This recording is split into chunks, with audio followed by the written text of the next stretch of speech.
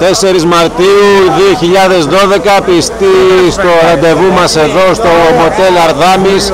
Έχουμε μαζευτεί για να συμμετάσχουμε στον αγώνα που θα γίνει από εδώ στον Ναύπλιο, απόστασης 15 και κάτι χιλιόμετρων. 15 και κάτι, ναι. 15,3. Χρήστο. Υπάρχει διαφορά από το 15 μέχρι το 15 και κάτι. Ναι. 15,3. Ο αγώνας. Καλή επιτυχία σε όλους. Δεν φαίνεται το νούμεράκι από την άλλη. Και το 584, Χρήστος Αμέρας.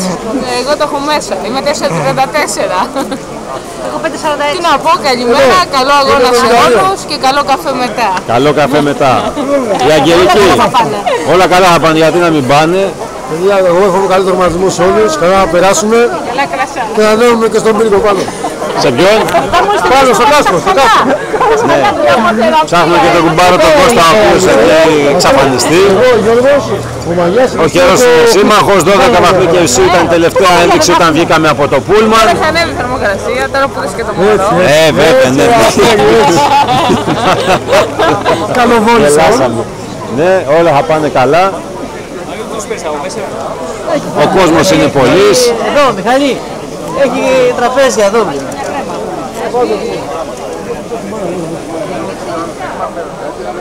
Πάνω από 300 συμμετοχές σε μια πολύ καλή διαδρομή δίπλα στη θάλασσα, σε ένα μεγάλο κομμάτι αυτής, και τερματίζουμε μέσα στην πόλη. Ένας αγώνας ο οποίος έχει γίνει θεσμός τα τελευταία χρόνια εδώ. Η συμμετοχή μας είναι καθιερωμένη.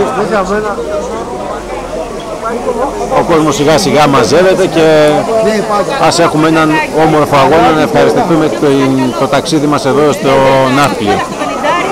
Πήγε πόσα μετά. Και στο